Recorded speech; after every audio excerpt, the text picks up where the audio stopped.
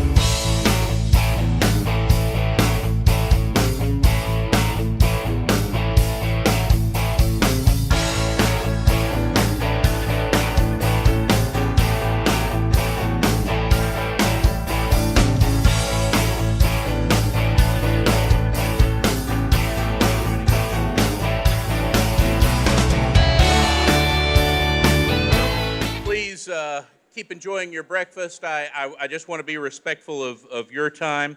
Thank you all, and good morning.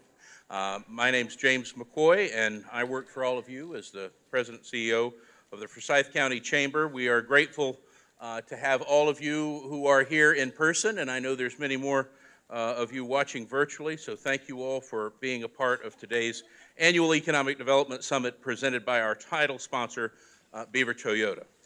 We're also very pleased to partner with my Rotary Club, the Lanier Forsyth Rotary Club, and I know that having an off-site meeting is sometimes challenging for a Rotary Club, so I have a special thanks to our friends in Rotary who are partnering with us, and would like to ask Carter Patterson, who is a former Chamber Board Chair and President of the Lanier Forsyth Rotary Club, to join me to have a word of welcome. All right, thank you, James.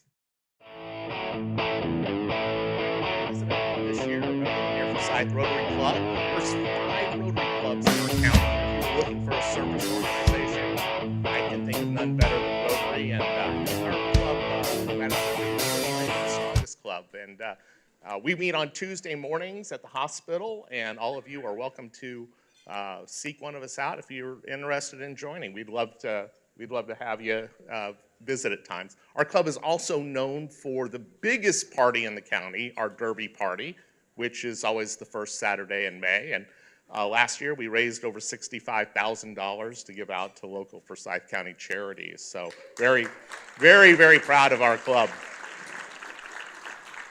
And to get this meeting going, I'm going to ask everybody to stand for the Pledge of Allegiance. I think we got a flag right over here.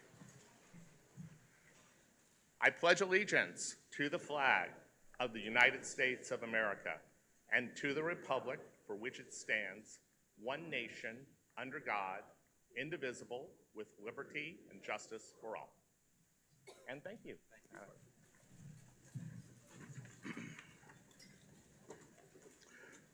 Carter, thank you, and thank you again for partnering with us on today's event. We also want to say thank you to all of our partners and sponsors for supporting today's event.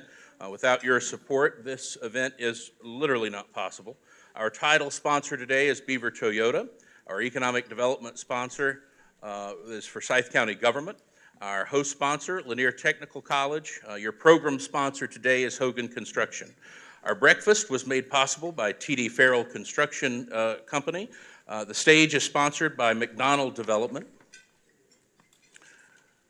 Our commercial sponsors today include Row House, Express Employment Professionals, and Northeast Georgia Medical Center. Our gold sponsors are Southern Lighting Source and Hussey Gay Bell. Our silver sponsor is Powell Property Group. Our bronze sponsors include Meredith and Young Home Group, Spicer Group, Forsyth Business Radio X, Triscapes, GIS WebTech, Lipscomb Johnson, Attorneys at Law, Orkin and Associate Investments, and Thomas and Hutton. So please, if you will, thank all of our sponsors. Join me in thanking them. And as mentioned earlier, our title sponsor today is Beaver Toyota. As a leader in their industry, Beaver Toyota sets the standard for service and for service to their customers and to the community. Beaver Toyota is an outstanding member of our business community and a tremendous corporate citizen. And we are very pleased that they are our title sponsor for the event. And please join me in saying a special thank you to Beaver Toyota.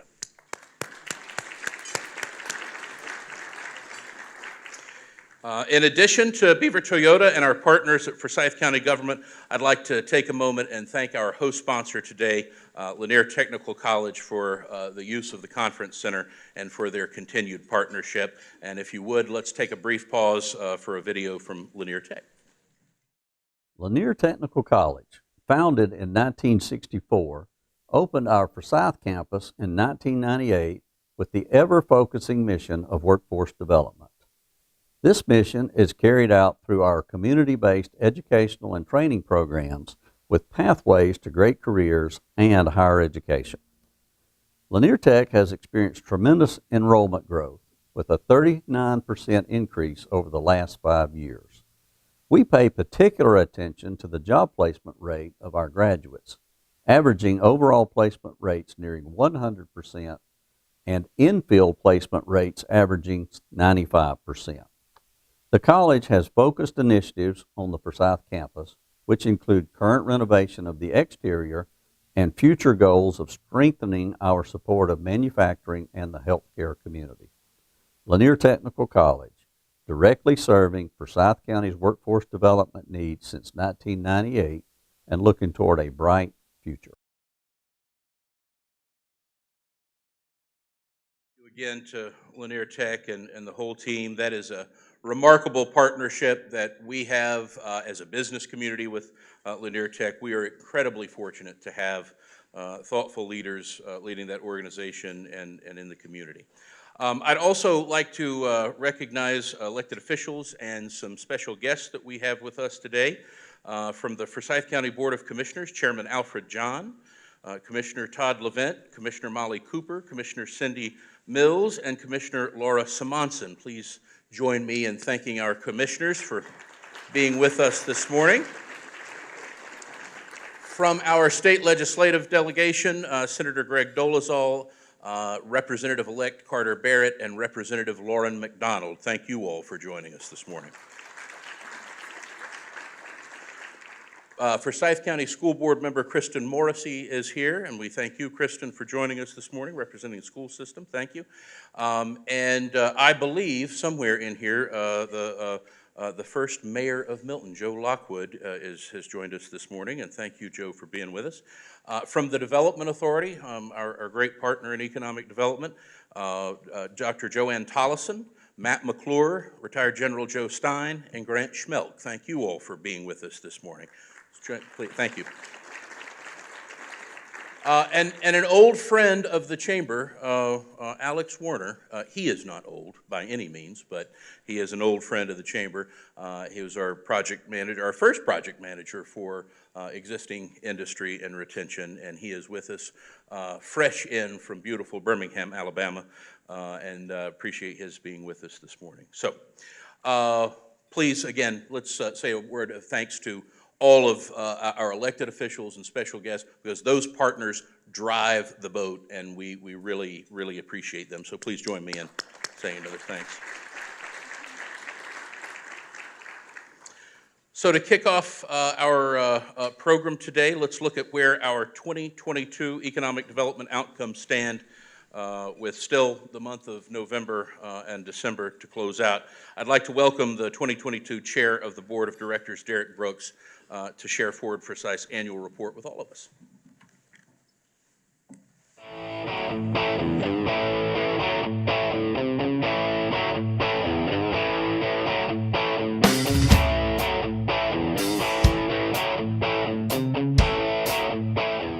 That's really close. That's really close. I appreciate that. So, James said, my name is Derek Brooks. I'm the 2022 board chair. I want to tell you about Forward Forsyth. If you're not familiar with what Forward Forsyth is, it's a partnership that was built several years ago between the county, Forsyth County Schools, UNG, Lanier Tech, the Chamber, the Development Authority, and other stakeholders in the economic development space in our community. So anyhow, thank you, James. 2022 has been another outstanding year for Forward Forsyth. And I've got some stats here I'm going to read to you. So project development in 2022 has been very strong. The team has developed 59 new projects, 43 new attractions, 15 expansions, and 1 retention. We've had many successes in 2022. We've had 458 announced jobs, 93 businesses visited, 209 That's million, right? Yeah, $1 million, $850 million in announced capital investment. Those zeros, I'm not used to that many zeros. I don't get to see like just a couple of them. Anyhow, in business attraction, we were thrilled to welcome Alamera Sciences and Barbecue Guys as new members of the Forsyth County business community. If you were at that grand opening, that's Peyton Manning. Sorry, he would not like that. That's Eli Manning. In that bottom picture, the tall guy. So on new product development, Forsyth is proven to be a safe bet for developers, and we're glad to announce that there are over 4.1 million square feet of business park development in the pipeline. In workforce development and in FOCO Works, and let me just park right here for a second because my passion is around workforce development and what I've focused a lot of time on this year. FOCO Works, if you're not familiar with it, focoworks.org is a website where either job seekers in Forsyth County or employers in Forsyth County can connect. So if you're looking to place people in your business, there's a job posting site right here that you can take advantage of, focoworks.org. So in that space, we've had 44 job postings, 40 business engagements, and 2 career fairs. We hosted a National Manufacturing Day connecting over 200 Forsyth County school students with 7 local manufacturers. We also launched, well, that's not the way to say it, we launched a program called Launch. It's the Career Readiness Program for high school graduates seeking immediate employment opportunities. This is a program for students who graduate on Saturday and literally don't know what they're going to do on Monday. So we've got a program for those students now in Forsyth County. This was the inaugural year, but it's a program that's going to continue to thrive in years to come. With 2 more months of reporting ahead of us, we're extremely proud of Ford Forsyth's economic development results for 2022.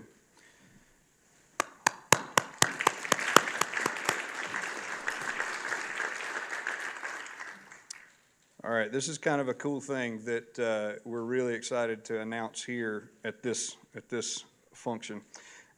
We have some amazing students in Forsyth County, some amazing schools, and we're going to take a minute to recognize some of them. There's an achievement that was made that was truly outstanding. There's a thing called iGEM, and iGEM is a competition. iGEM stands for International Genetically Engineered Machine.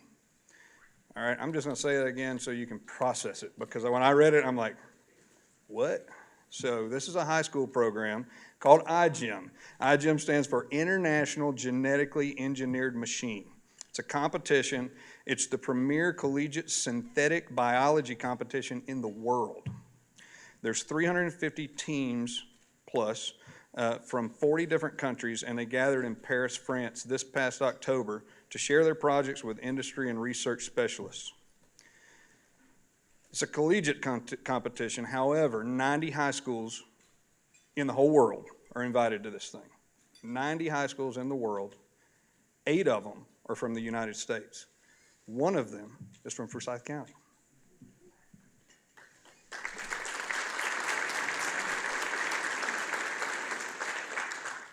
Their project this year, I'm going to read this, and it doesn't even make sense to me, so I'm just going to read it, and y'all do what you want to with it.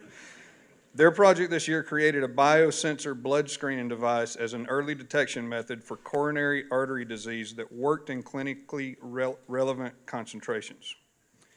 This iGEM team won the best presentation and best wiki, along with being recognized as the grand prize winner. They're the first United States high school team to win this prestigious award. It's Lambert High School. They're here, and we have representatives from the school, and I'm going to ask you to stand now, please.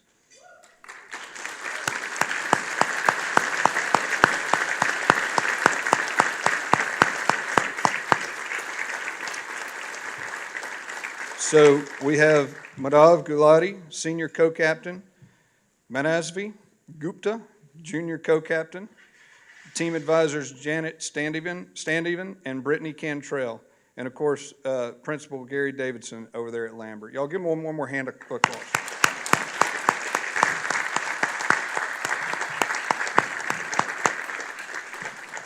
Great job representing Forsyth County, and in this case, America. Y'all, thank you. My job here is done, and I don't know who's coming up next, but y'all enjoy whoever it is.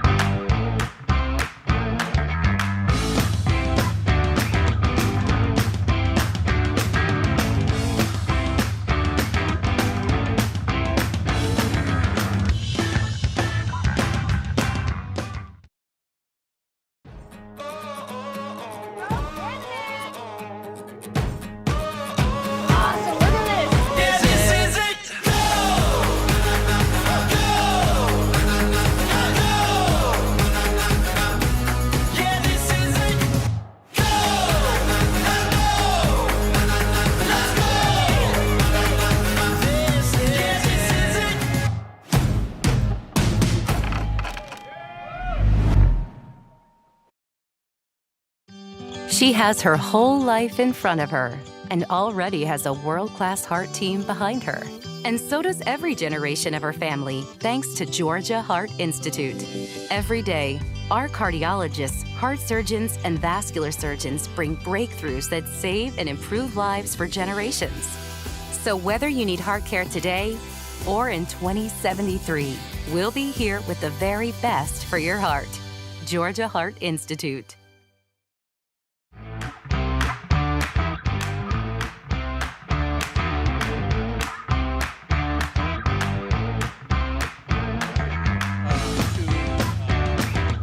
Students that were just introduced, I also wanted to make sure we highlighted that also from Lambert High School, we have several students from the Lambert High School Economics Club joining us this morning, and we're very grateful to have you guys with us as well, so thank you for being with us. Many of you know, and many of you participated in the recent event that we had celebrating the designation of a portion of Georgia 400 running from Alpharetta to just below running from in Alpharetta, just below Mansell Road to Highway 20 and coming, as Georgia official technology corridor. And I really want to thank all of the members of our state legislative delegation and our county manager, Kevin Tanner, for their efforts to make that a reality. And it was remarkable to stand at that event because there are really only a handful of events in many years that I can point to where we have stood side by side with our neighbors in North Fulton to be able to celebrate a remarkable announcement like that, and really just want to appreciate the vision and forethought that went into making that official. So thank you all for that. And as we are in the heart of the technology corridor, I'd like to invite Carter Patterson, CEO of Forte Data Systems, back to the stage as a moderator of this morning's technology panel, which will feature Donna Drake with Solvay Specialty Polymers, Jason Bonaventura with L3 Harris, and Derek Distenfield with FG Ventures. Carter and panel members, if you will please join us on the stage, and I think we're going to get rid of this.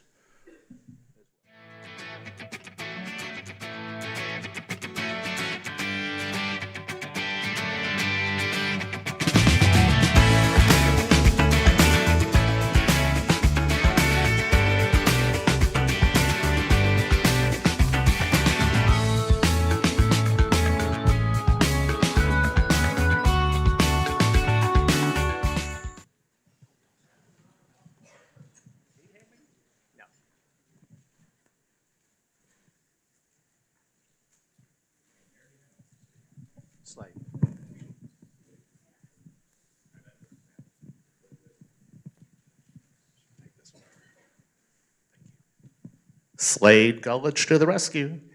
That was not my walk-up music. Derek, did you get pick your walk-up music? I'm very jealous. But thank you, panelists. Welcome, everybody here. I'm going to let you, before I get into questions, I'm just going to ask each of you to introduce yourselves and talk about your background. So Donna, we'll start with you. Hi, I'm Donna Drake. I work for Solvay Specialty Polymers here in Alpharetta, but it's in Forsyth County. I've been working with the company for almost 33 years. I'm a chemical engineer by education, and I've been a proud resident of Forsyth County now for 6 years. Well, fantastic, fantastic. And then we'll go to Jason. Good morning, everybody. Jason Bonaventura. I'm the general manager at the Military Displays Division for L3 Harris. I'm actually pretty new to the state of Georgia. I've been here since February, and I'm happy and excited to be here representing the company. Well, welcome. And Derek? Good morning, everyone. My name's Derek Distenfield, and I was in the U.S. Army, and I loved L3 Harris, so there's a plug for Jason. Today, I am the managing director of FG Ventures. We invest in all kinds of things, agnostic to stage, industry, or even asset class, and including technology companies. We also own Digital Ignition, and where FG Ventures is housed, and Digital Ignition is the best, most awesome co-working incubator in Forsyth County. Absolutely. I love Digital Ignition. Is Joanne Sanders here? Yes, Joanne. Good job. Good, nice plug. Yeah, Joanne Sanders has done all the work to make it amazing. Yeah. Well, fantastic. We are proud of that incubator we have here in our county, and they do a great job. So Donna, let's start with you. Solvay is a multinational company and a leader in polymer plastics.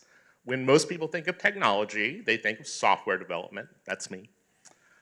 Tell us about the technology behind manufacturing high-end polymer products. Okay, thank you, Carter. First of all, I want to say the definition of technology is applying scientific knowledge for practical purposes.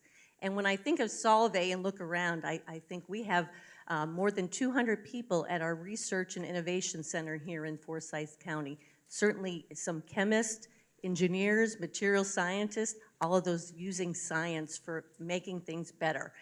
And certainly we're a materials company, so not only do we make specialty polymers, but we also make composite materials. So we're trying to make them better. We're trying to make them lighter, tougher, more chemical resistant.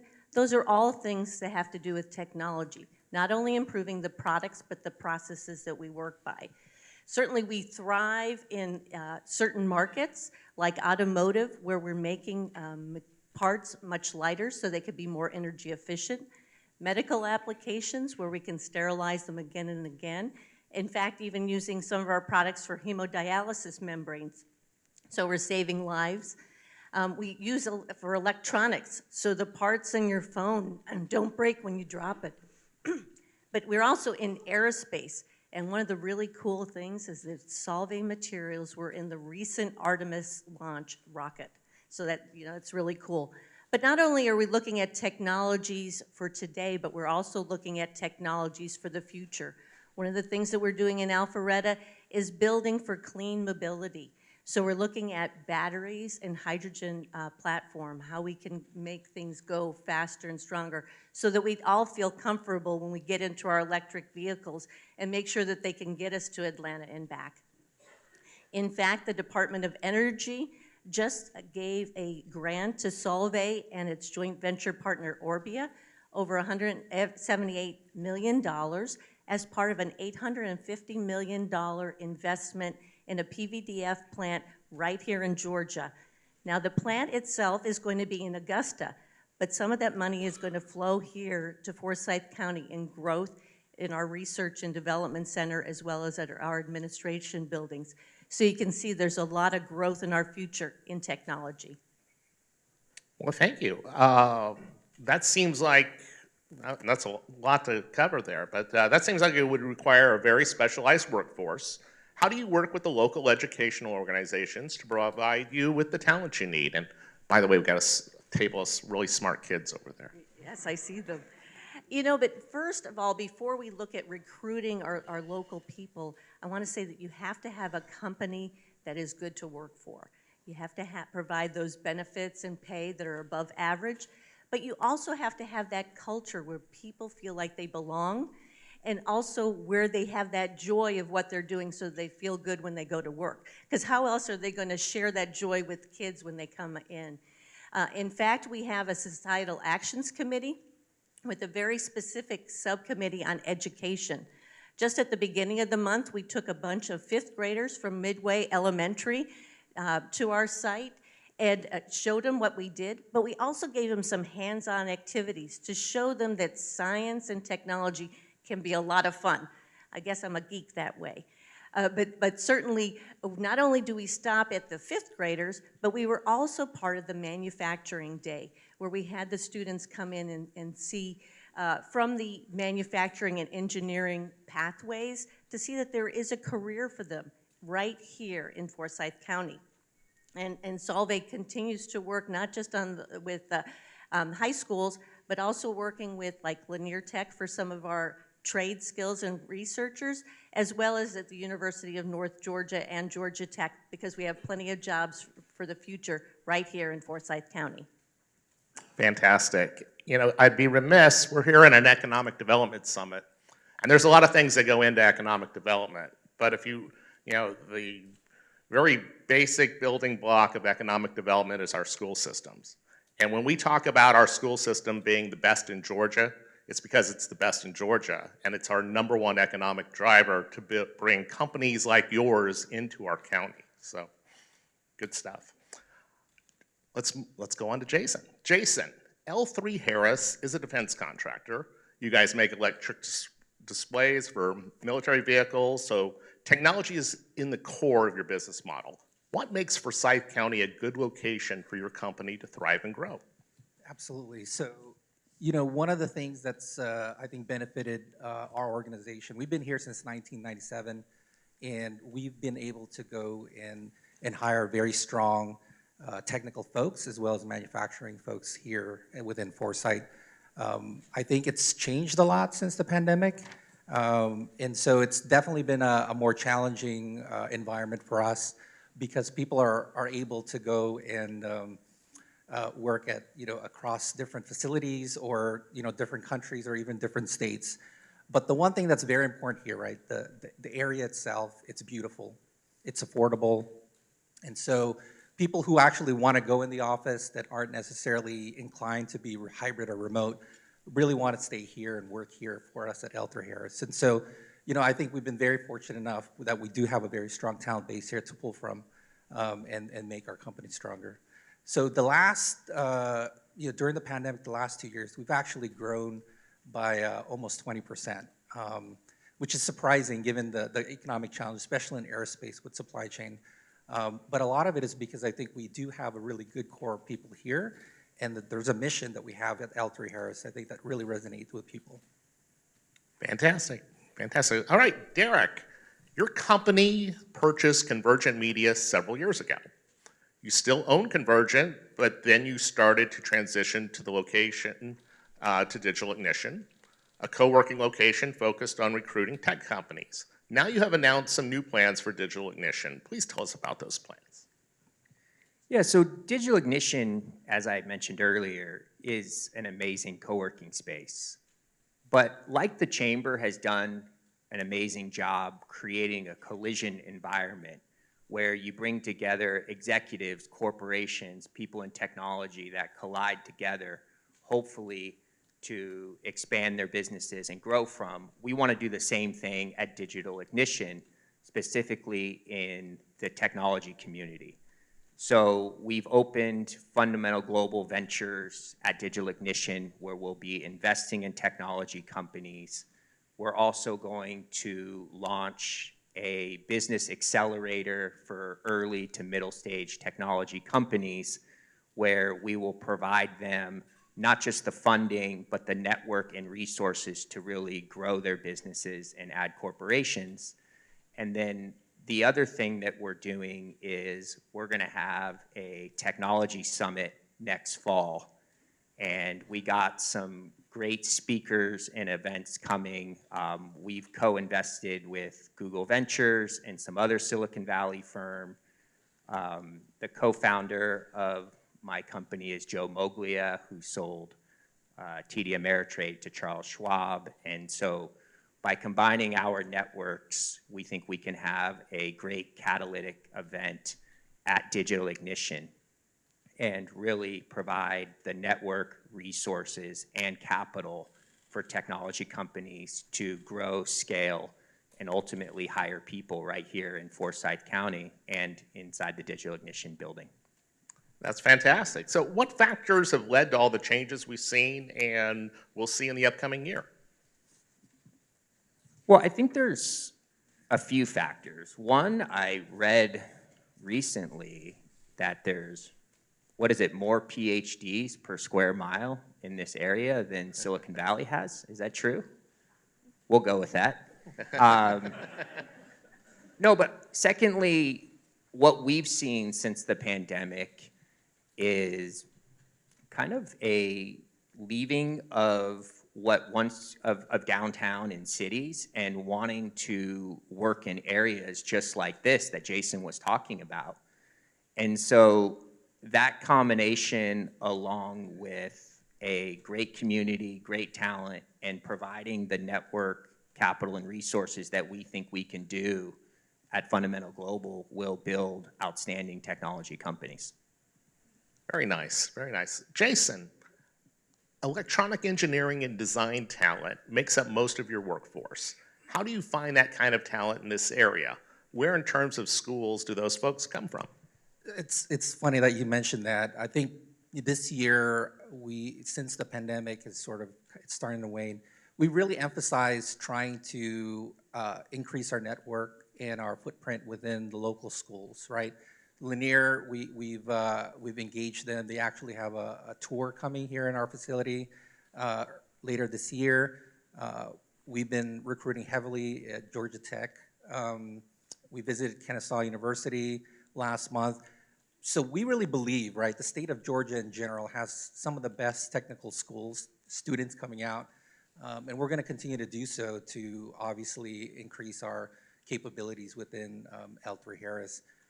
As I mentioned earlier, I think, given the scenario out in Ukraine, and just generally speaking, right, we need people that can really push the technical envelope and really try to drive our technology faster than how it's been in aerospace the last couple of years. And so it's really incumbent upon us to really get the technical talent, right, that can help us meet some of the new capabilities that the military needs.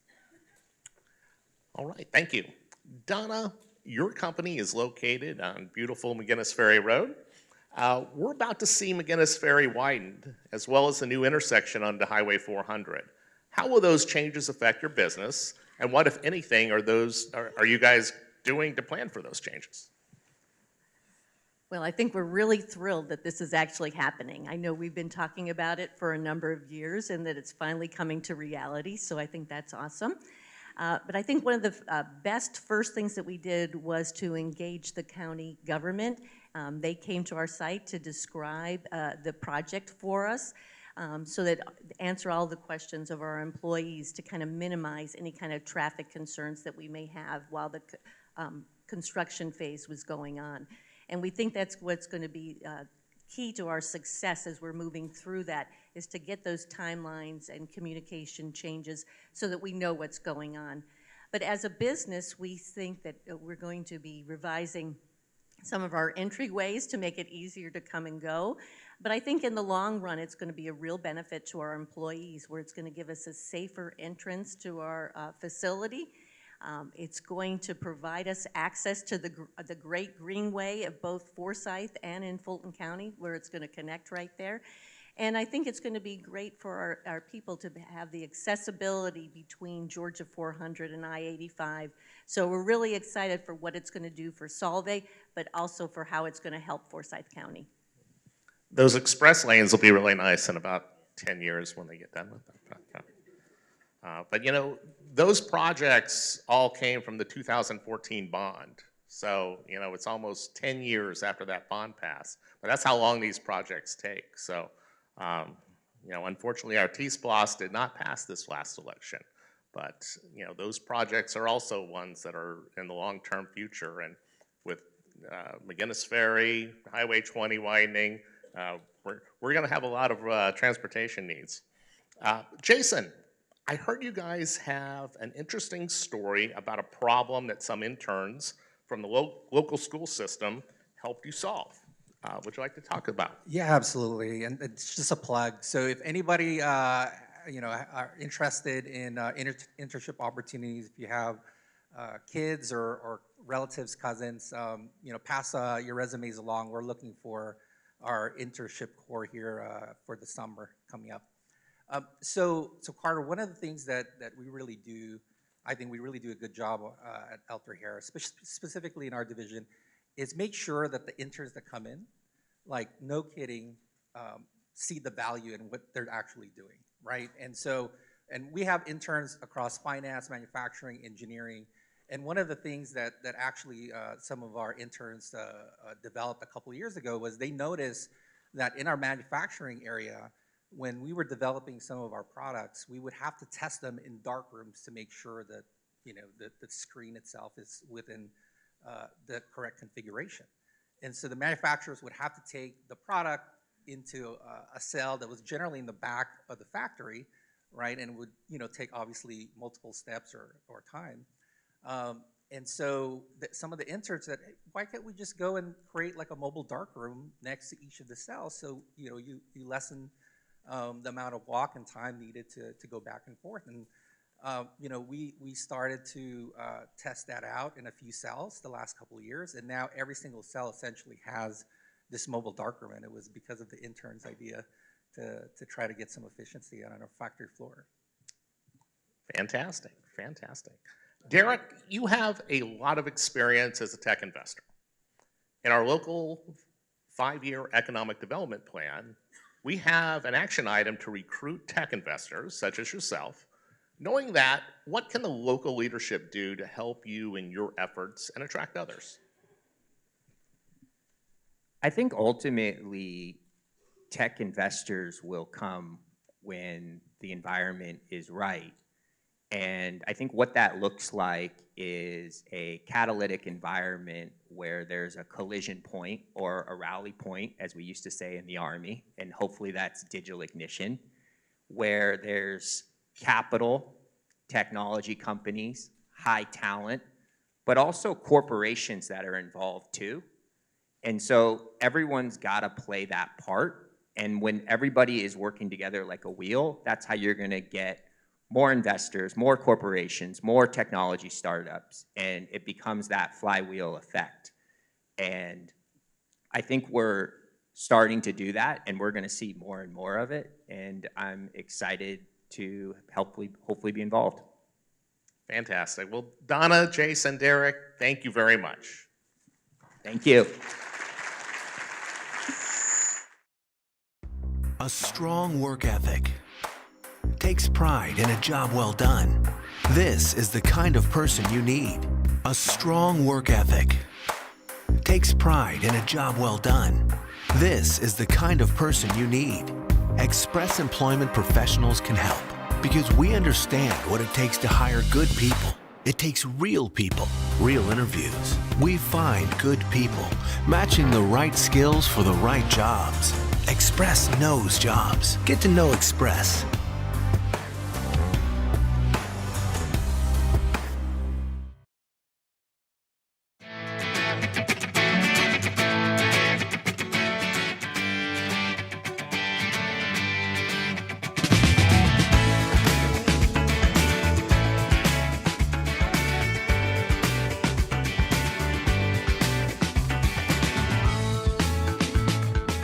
And to all of those folks on our panel, I was standing in the back thinking about, the first year that we did this, we sort of struggled talking about tech investment. We struggled a little bit talking about tech expansion and tech growth. And I remember that first year we had a conversation where we were celebrating 250,000 square feet of business space opening up in the next year. And I want to remind everybody that Derek just shared, there's 4.1 million square feet of space in the pipeline for Forsyth County. And so in really what's about 6 or 7 years, we have made tremendous change. And a great deal of that change comes from the leadership from all of you, from everybody in the private sector and public sector.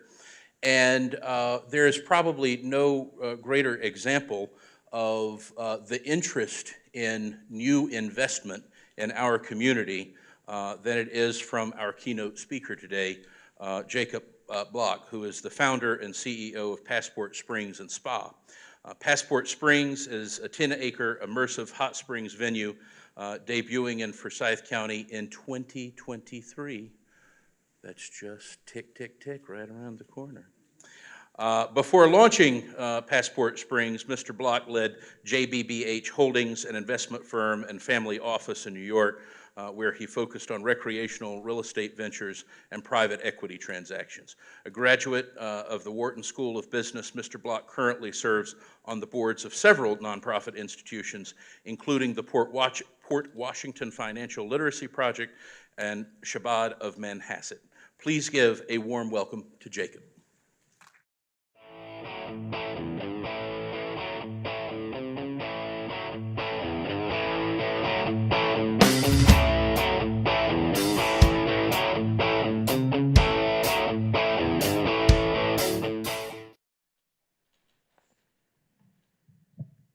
Thank you all for having me. All right, so hopefully they'll be able to get our presentation up shortly. This will be the first time that we release some of our renderings. You know, every time I go to some of these events, I always say, everything you've seen, everything you've heard about our venue is a mere preview of some of the extraordinary experiences and architectural features that we've incorporated.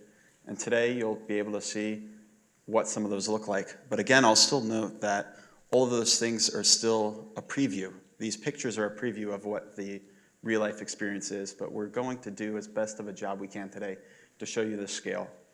So there are 4 projects that we came across recently in the Architects newspaper, which is a trade publication that architects and designers follow. So the first one is the Place de la Concorde, which is the largest public square in Paris. The second project is Art Omi, which you could see in the bottom left, which is a 120-acre art installation in Hudson, New York. The third is a 10-ton fiberglass sculpture in Chicago by Jean Depaufay. The fourth image that you see is one of the largest VA centers, which was recently constructed in Phoenix. So what do all of these things have in common? The fifth, I'll answer that question in a moment. Someone could get the next slide for me.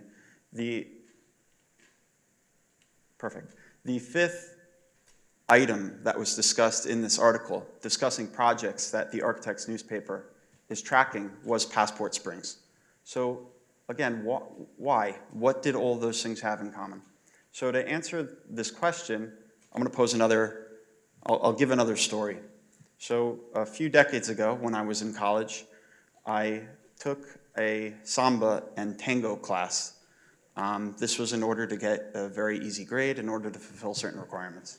So my friend and I, both of us in Wharton, were in this samba and tango class, and I very quickly learned something. I learned that I had no rhythm. And my acquaintance was incredible. So one day I asked him, Aaron, why are you so good and why am I so terrible? And Aaron said that there are 2 components to being a good tango dancer. The first component is that you have to be diligent. You have to follow structure and you have to follow a routine because it's necessary to synchronize with the person that you're dancing with. The other thing that he said was you need to be creative for the moments in which you're not in synchrony. So he's saying you have to be rigid, but you also have to be loose. That was his advice.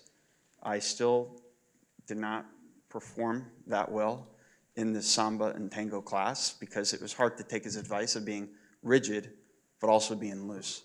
But I think that since then, I tell this story to many of the folks that I work with on our design team when I onboard them. And I share this story, and I've called it the tango effect. It's an approach that we should use in terms of design and construction and the way in which we think about this experience. And I think that the same is true for Forsyth County, which I'll address at the end. And it will explain why we've become really excited, or one of the reasons why we've become excited to work here. So to discuss more of what I'm describing of the tango effect, let's discuss more of why I'm describing this for Passport Springs. So Passport Springs is going to be the first hot spring near Atlanta, but it's really going to be the first of its kind anywhere because we're recreating hot springs from around the globe, but doing them all in one place. But it's going to be even better than that because it's going to be the most extraordinary experiences. So what's happened, sorry, I'll fix this. What's happened is that, sorry, so what am I saying? How does this relate to the tango effect? You have these traditional experiences, and I'll actually pull up a site plan. If someone could get the next slide for me. So we have these traditional experiences that have spanned cultures, continents, and centuries of folks soaking in hot springs. This is actually the blurb from that article in which they've discussed this wonderland we were creating. So, and this is something that people have been interested in. And as I mentioned, for long periods of time. But at the same time that we wanted to create a venue that taps into this relaxing experience that people have enjoyed, we also, and wanted to keep true to the culture, we also wanted to make a really amazing experience for people, so it's immersive.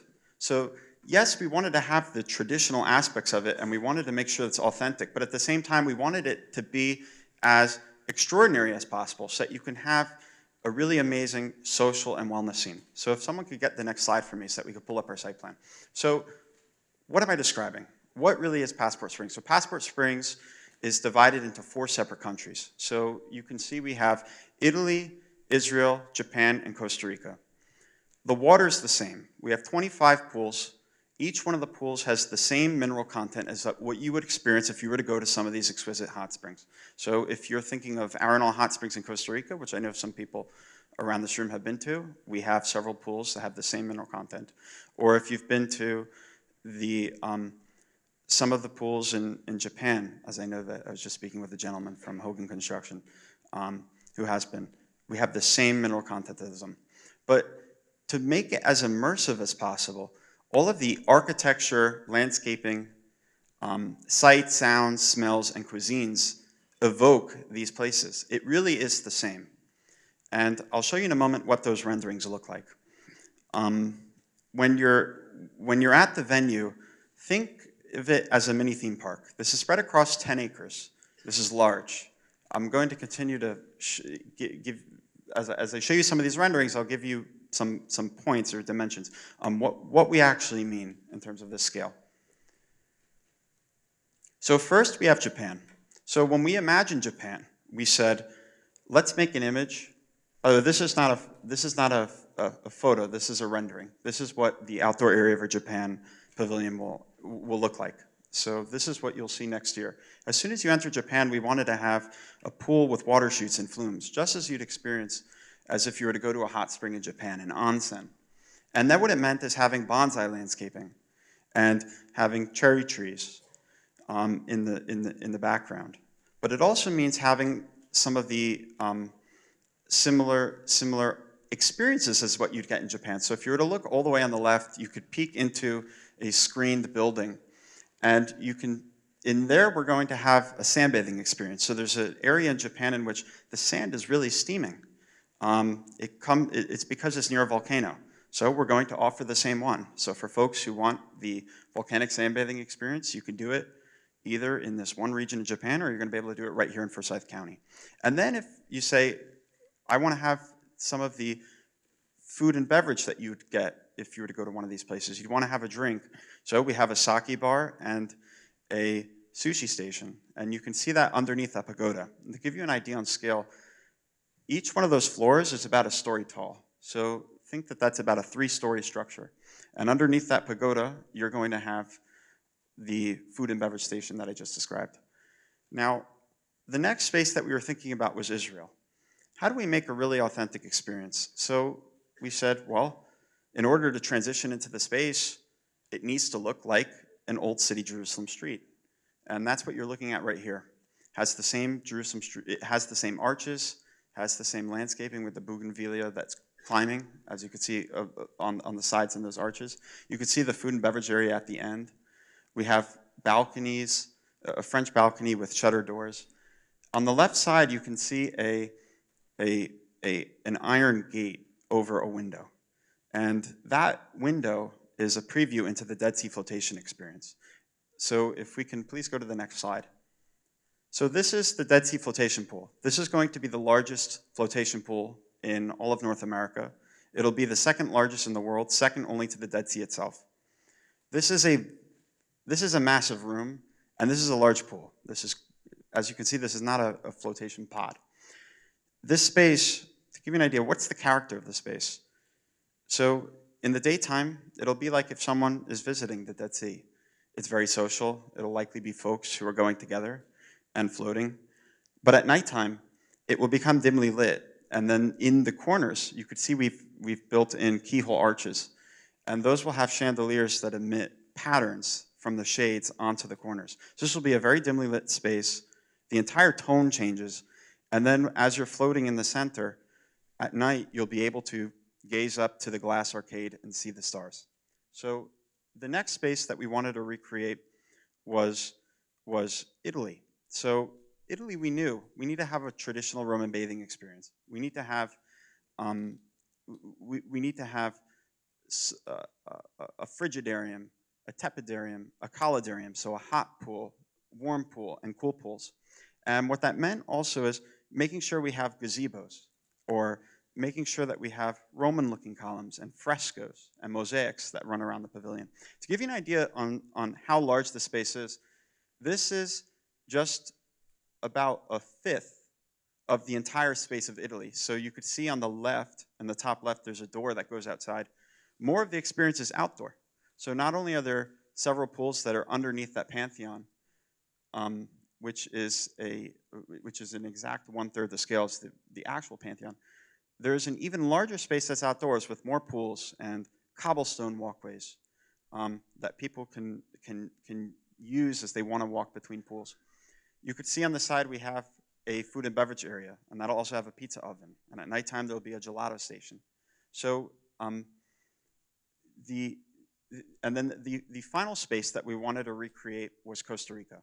So as I mentioned, folks here have been to Arenal, or they've been to Tabacon. So we said we need to have palm fronds.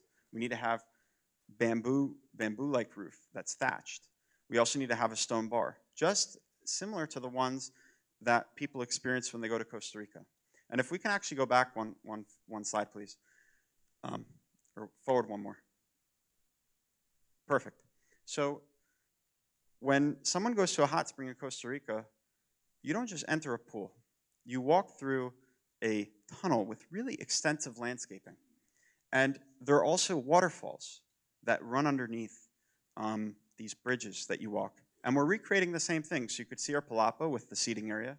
You could see the palm frond thatched roof. You can also then see all the way on the right the bridge. And that'll be a wood bridge. It'll be rickety. It'll move a bit. And you can see that there's a waterfall and river that you're going to climb across. And then once you finish that bridge and you go to an outdoor area, we have then an entrance into a greenhouse. And that's the next slide. And that greenhouse is going to have a pool with the same mineral content as Arenal. Okay, that works too. So one of the things that's been important also was just to be innovative. And some of the people here would appreciate it. When I had a meeting with Julie Brennan, who has a magazine, she asked me whether or not we could recreate Vieques, or Mosquito Bay, which are these bays in which there's bioluminescence. So we met with marine biologists to try to see whether or not we could recreate it. We learned that we'd have to have an entire phytoplankton farm, kind of like a salmon farm, but a farm to have these plankton and algae in order to grow enough to have a bioluminescent pool. We met with sophisticated lighting companies. Unfortunately, it doesn't work because light refracts. We ended up just doing it ourselves, and we figured out how to recreate bioluminescence. And we're going to have the first I know of a commercial pool, a large pool that will have the same bioluminescence as what you're looking at over here. There's, as we just heard from a great panel, there's probably a real scientific application to what we figured out. But that will be something perhaps we explore in the future. So lastly, our passport pool. So this is the hub of the venue. In each of the corners is the entrance into those countries. So you could see we've created an arcade that's inspired by the Gellert Baths. Outside we have more pools. We have a Baja bench pool. We have a restaurant. It has rooftop dining. You can see some of the umbrellas and chairs on top. There's the central feature, the fire and water fountain. You can also get a glimpse of the pagoda in Japan. To give you an idea of scale, that is, I had some of the folks on the team add a person. That's Commissioner John. So you could see the size of that space. I don't want to make it seem too rude, but to give you, we need several Commissioner Johns just to get to the top of some of these structures, like our Pantheon or our pagoda. But this was this I felt this was the most fair. This was the sweet spot for this space. You could see also what makes this so exquisite is this arcade roof, this retractable roof with these pockets of lights, and you could see some of the shade or some of the light that comes in and glimpses. You could see it at the corners near those columns. So if we could continue to the next slide. Thank you. So what is the impact? So I had some third-party groups assess what will be the impact on the county, and what they found is it'll create over $500 million of economic output. It's going to create nearly 500 jobs, and it's going to generate nearly $25 million of taxes. And one of the first things that impressed me when I had an initial meeting, or actually a subsequent meeting with your commissioners, including Commissioner John and Stacy Guy, was whether or not we should pursue certain tax or economic incentives. And obviously the recommendation would be not to. And they suggested it would be preferable that we don't. And they held the line on it, or they encouraged that we shouldn't. And that was one thing that was good, that they were willing to fight for their constituents. They didn't just say, you know, you have a really good, gorgeous venue. At the time, we didn't even have the renderings, but they didn't immediately resort to throwing out economic benefits. And that's what some other counties and cities immediately did when we met with them. One of the other things in terms of the economic, one of the other things that's been really important for us is making sure that when the county is successful, or when our community is successful, we're successful. When we're successful, the county's successful. And that's the other reason why it wasn't necessary to even take any sorts of economic assistance. We haven't taken a single penny, no tax abatement. We don't need $1 of it. We'll pay every dollar for schools and make sure that we have a really strong community, a really good community, which is some of the reasons we came here in the first place. So that's something that the team is really proud of. I don't even have any children, so it will really contribute 0 kids to these schools. So in terms of, to get back to the tango, what was I describing before with the tango? So what has been a challenge on our project is, like I said, making sure that we preserve some of these authentic experiences while making a really immersive experience. And the same is true for the county, because, and this is one of the reasons that we came here. We felt that we wanted to be in a place in which the folks were willing to innovate, but at the same time protect or support their community, right? So there's this balancing act. On the one hand, you want change in an area, you want to promote further development, but at the same time, you don't want too much change. You don't want to make people uncomfortable. So it's about how do you strengthen your community while also build a community.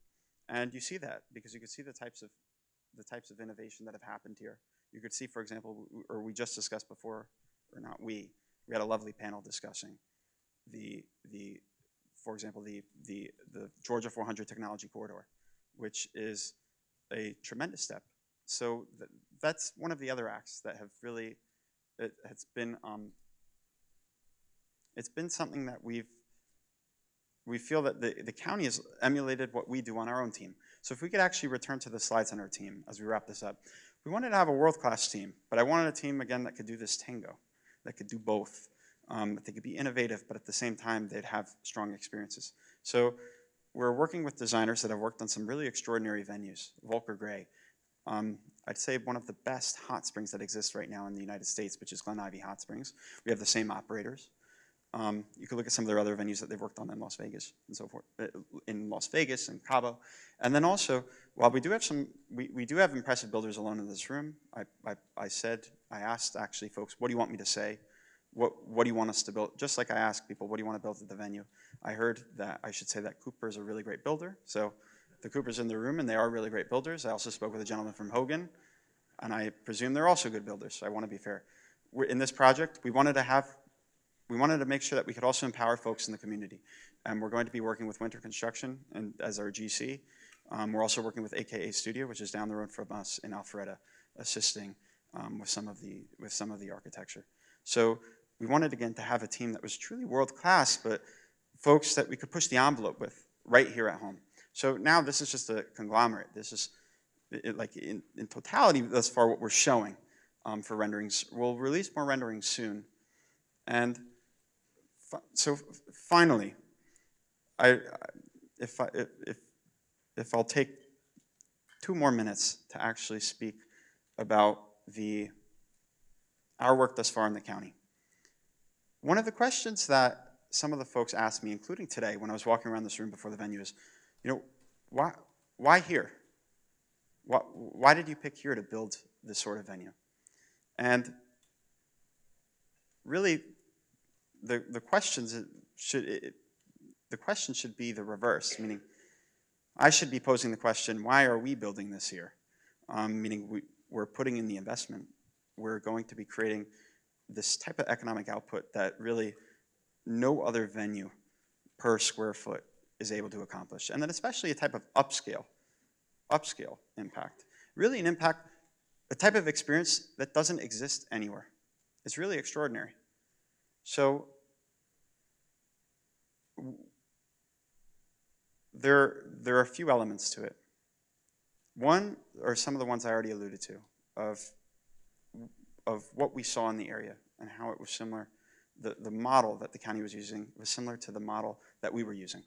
But the other aspects to it were how seamless it was, how quick it was, how friendly it was. Right? And this starts with the county office. As we speak right now, they're actually working. Unfortunately, some of the folks weren't able to come to this event. I asked them, and they're going to be reviewing one of the applications that we're filing, including one today. So they've been very helpful on that. 2 has been the support of the community. So many of the folks who are here, this is actually the second or third time they've heard a presentation like this. They haven't seen the renderings, but they keep coming out to support us or send. I've even heard some of the folks on the team have gotten emails from people in the community. So it's really been about the support of the community. So thank you all for listening, and we are eager to open this venue as soon as we can. And thank you to Slade, as well as all the other organizers, and of course, the commissioners. Thank you.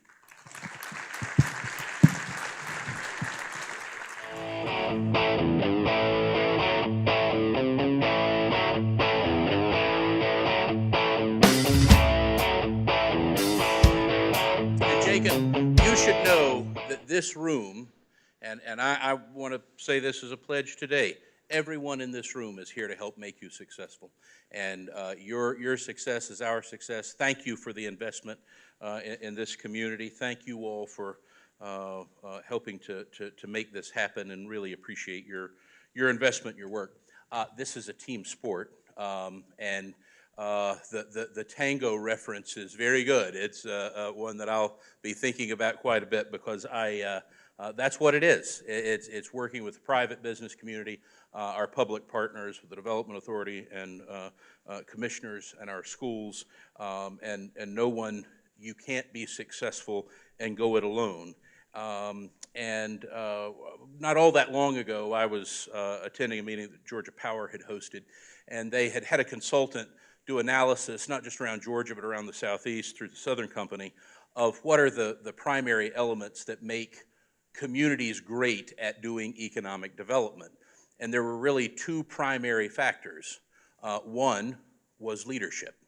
And primarily that meant elected leadership. Do the elected leaders want and support private investment and growth in their community? And the other was partnership.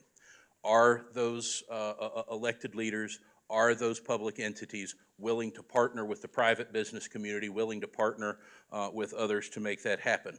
And we are very, very fortunate to have a county commission that does just that, and has for many years. We have some great leadership. We are blessed. This community has enjoyed the benefit of that for a long time. And with that, I would like to ask our chairman of our BOC, Alfred John, if he would please come join us and close us out, please. And we're going to close with the four-way test after he finishes up.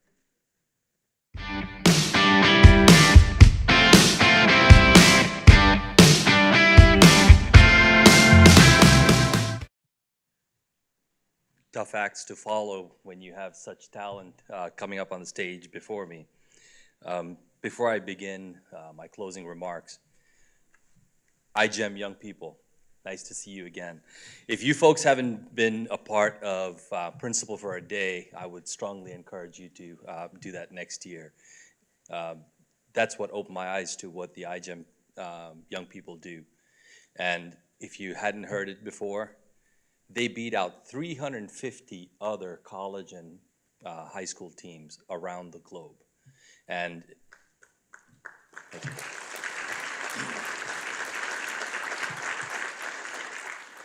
I had the opportunity to be in the classroom with them, and they were explaining what they did, and some of it went over my head clearly because their level of thinking, their knowledge is so advanced. But it wouldn't be possible without the humble leadership of Janet Standevan, who ushers and guides them through the process. That said, also, Jacob, thank you for allowing me to walk with you on this journey. It's quite an incredible proposal here that you see before us. So once again, good morning, and thank you to one and all for joining us this morning. A special thanks to the Forsyth County Chamber of Commerce and the sponsors who enabled us to put this event together. It takes the effort and commitment of many to conduct such events and spotlight economic growth. You've heard from many in the past that Forsyth County faces tough economic challenges due to various factors. However, a renewed focus on commercial growth and development from many sectors, including the Chamber and the Development Authority, must also include Chamber membership. You are the ones who have the ability to demonstrate why Forsyth County is a great place to do business. You are the ones who can tell the story of why Forsyth County is a place for companies, small and large alike, to land here, even as you advise us on the challenges and roadblocks. From bankers to developers, hotel owners, and insurance or real estate brokers, proprietors of small business to industry leaders, you are the champions of business in Forsyth County. Even as you heard from Jacob Block, there are others in our business community who have great stories to share and that need to be heard. You have the tools and the story to tell.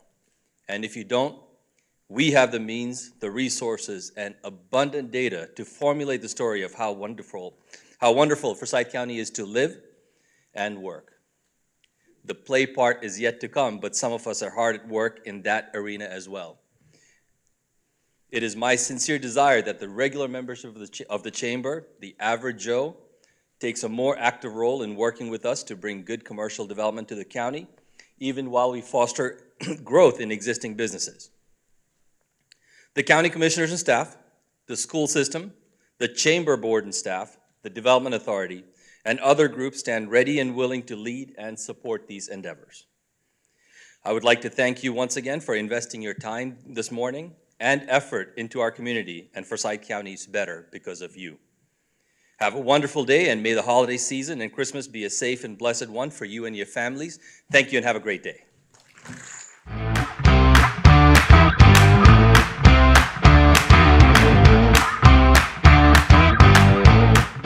Thank you again to all of our sponsors. If you will, if you are in Rotary, please join me. If you're not in Rotary, you should listen to this. It's great stuff. And if you'll please join me with the four-way test of the things we think, say, or do. First, is it the truth? Second, is it fair to all concerned? Third, will it build goodwill and better friendships? Fourth, will it be beneficial to all concerned? Thank you again, and have a great day.